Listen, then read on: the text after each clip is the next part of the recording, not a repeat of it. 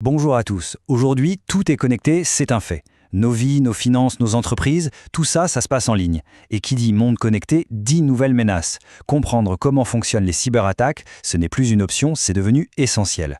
Alors, plongeons ensemble dans ce champ de bataille invisible pour en décrypter les règles. On va commencer avec un chiffre, un seul, mais il dit presque tout, 95%. C'est le pourcentage de cyberattaques qui réussissent grâce à une erreur humaine. Oui, 95%. Ça veut dire que la faille de sécurité la plus courante, ce n'est pas une ligne de code, c'est une personne. C'est pour ça qu'on va commencer par là, par la cible la plus humaine. Pensez à une forteresse, avec des murs immenses, des gardes partout, imprenables quoi. Le moyen le plus simple d'y entrer, ce n'est pas de défoncer la porte, non. C'est de convaincre un garde de nous l'ouvrir de l'intérieur. Eh bien, c'est exactement ça l'ingénierie sociale. C'est l'art de manipuler la psychologie humaine, la confiance, la peur, la curiosité, pour contourner toutes les défenses techniques. Et la technique d'ingénierie sociale la plus connue, c'est le hameçonnage, ou phishing. Le mot est bien choisi en fait, c'est vraiment comme un pêcheur. Il prépare un bel appât, un email urgent de la banque, un SMS promettant un gain incroyable, il le lance et il attend que quelqu'un morde. Et si ça mord, le pirate récupère le trésor, nos mots de passe, nos informations bancaires.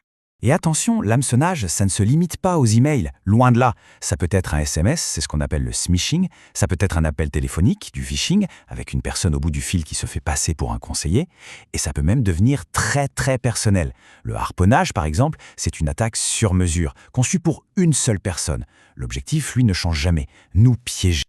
Ok, pour que ce soit bien clair, suivons une attaque étape par étape.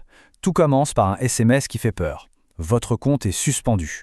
On panique un peu, on clique, on arrive sur un site qui a l'air vrai, c'est une copie parfaite, on entre son numéro, son mot de passe, là on reçoit un vrai code de sécurité, et juste après, le téléphone sonne.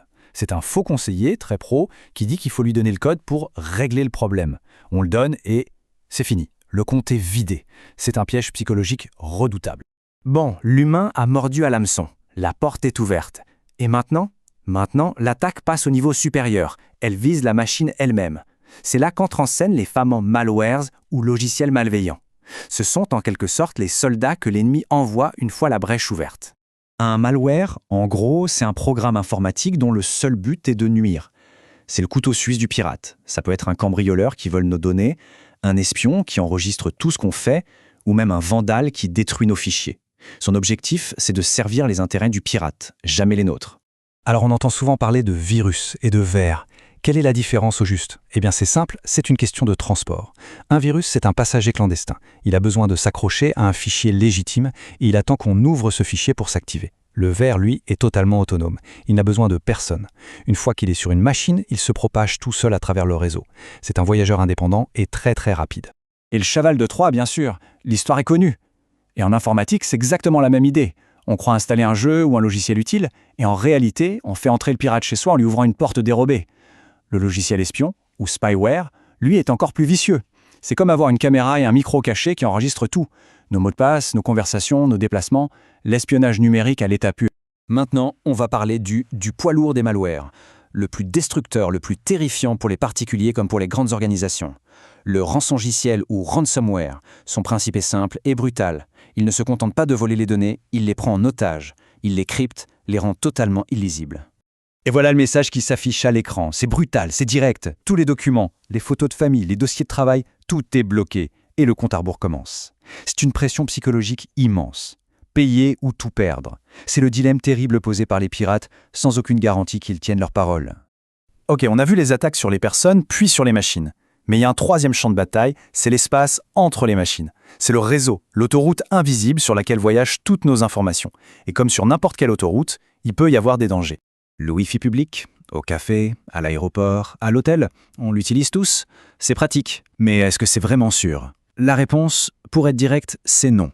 Utiliser un Wi-Fi public, c'est un peu comme avoir une conversation confidentielle au milieu d'une place bondée. N'importe qui peut écouter. Le danger principal sur ces réseaux, c'est ce qu'on appelle l'attaque de l'homme du milieu. L'image est assez parlante.